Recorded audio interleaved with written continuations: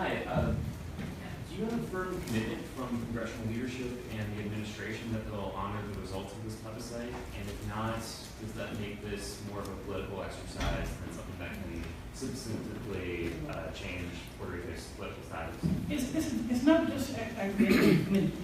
In the Republican side, this is part of the Republican platform. And the 2016 platform is included in the Republican way that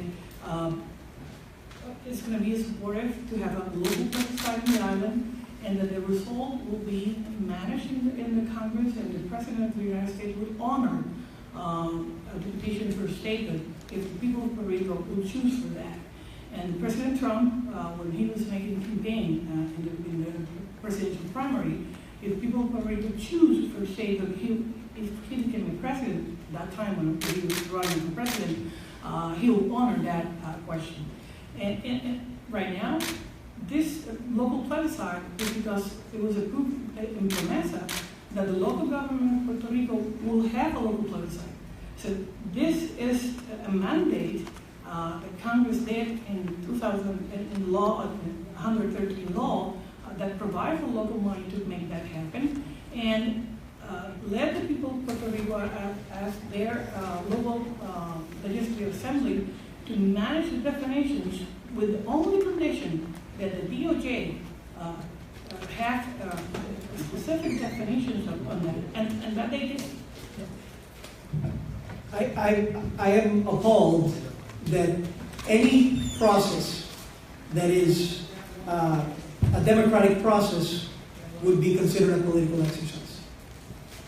It doesn't matter where it stems from. If it stems from the people, if it stems from the U.S. citizens that reside in Puerto Rico, it is a valid process. So we can never accept any premise whereby someone will try to diminish the process for secondary considerations. This is a bill that allows the people of Puerto Rico to vote between the options, including the current territory, as alternatives. All of the options are there. All of the options were the ones that were stipulated from the Department of Justice. So this is a real process, an important process, and I would challenge to see if in any other state, a process like this would ensue, if it would be challenged for any other reason. So this is a real process, important for the people of Puerto Rico, important for our determination, and the results should incite movement in the federal level, should spark a conversation amongst our whole nation, asking ourselves the question, if in the 21st century, the country that is the standard bearer for democracy and liberty still holds the oldest and most populated colonial territory in the world, if that is consistent. And if we have two plebiscites within 5 years that have established a clear and direct path of the people choosing against the territory and in favor of statehood, then it is right time for the United States to answer that call and to abide by the people of Puerto Rico.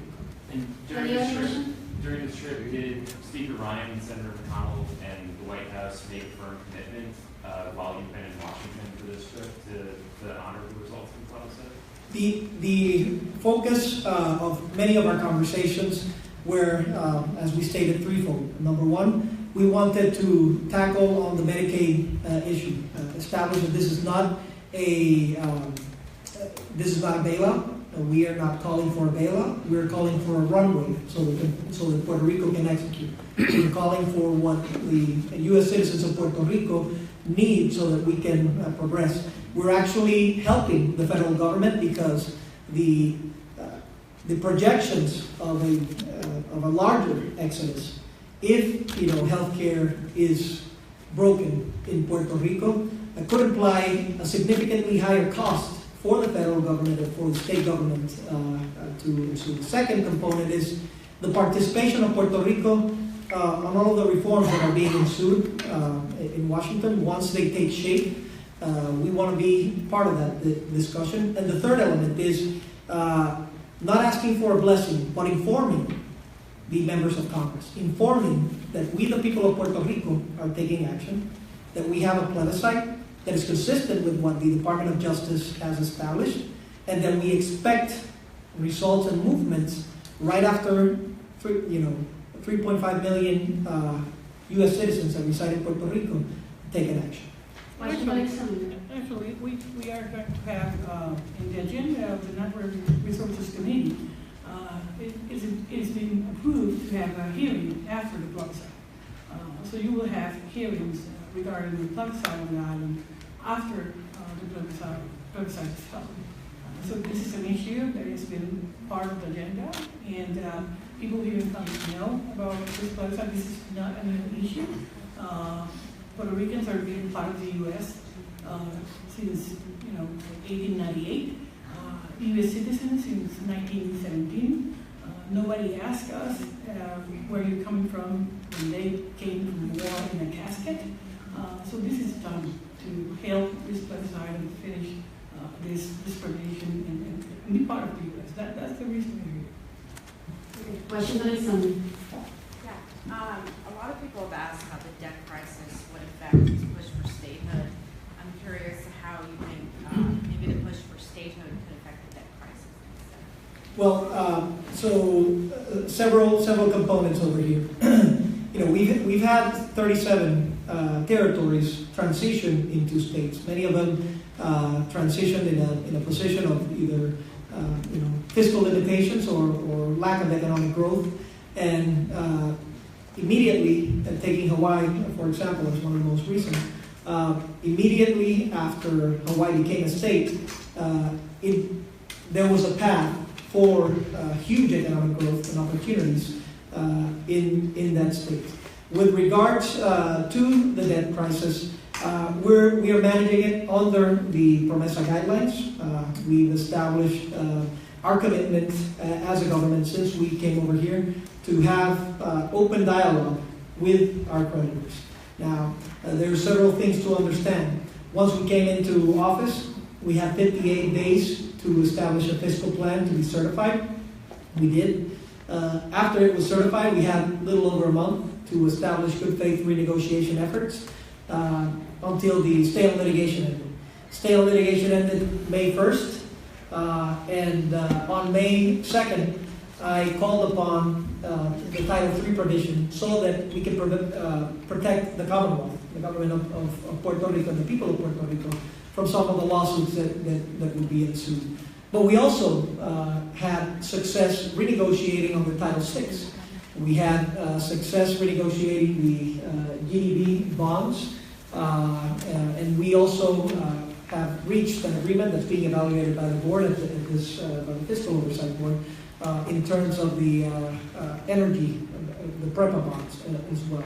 So how does statehood help in all of this? Statehood gives a better platform, gives a more stable platform for growth, allows us the opportunity to have political power with vote and voice. It allows us to push forward and to grow bigger, but I want to say something else. It also allows the United States to grow.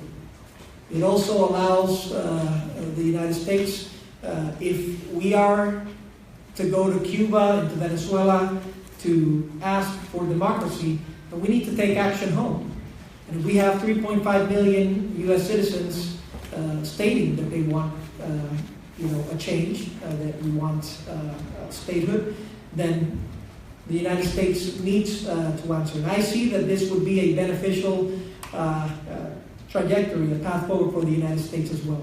Puerto Rico is uniquely positioned geographically, culturally, is bilingual in many fronts, and could become that centerpiece of the Americas where we can get interconnected. It could be a huge added value for a nation that right now is the third largest Spanish-speaking nation in the world, and that as time progresses, that number would be even larger. It is right time to have the first Hispanic state, and it is the right time for the Latino population to also know that they're going to have 2 senators and 5 representatives that represent them in that context. And in that context, you had to add that we have more than 200,000 veterans coming from the island. So we paid a price, and we're very proud of our people in the military, our veterans. They've been fighting in every theater of war without having the right to vote for their commander-in-chief. Actually, if they've got a mental disease, they can't have that treatment in the island. They have to fly to New York to receive that treatment. We just got one VA hospital in the island. We just got satellite clinics. So we don't even receive the same kind of treatment or rights to our veterans in the island. And we continue to serve. Actually, we are, I think, the second state or territory in the nation with the highest participation in the military forces. Our people are deployed 2 and 3 times more than the rest of the nation. And we're proud to do that. But it's time also to be recognized, and people of Puerto Rico voted in 2012 plebiscite, and 61% voted for statehood. What's happening? We are U.S. citizens. We're moving to the States just by buying a ticket. We want to have the same opportunities, but stay in that. And that's a choice we will have in June. Well, we have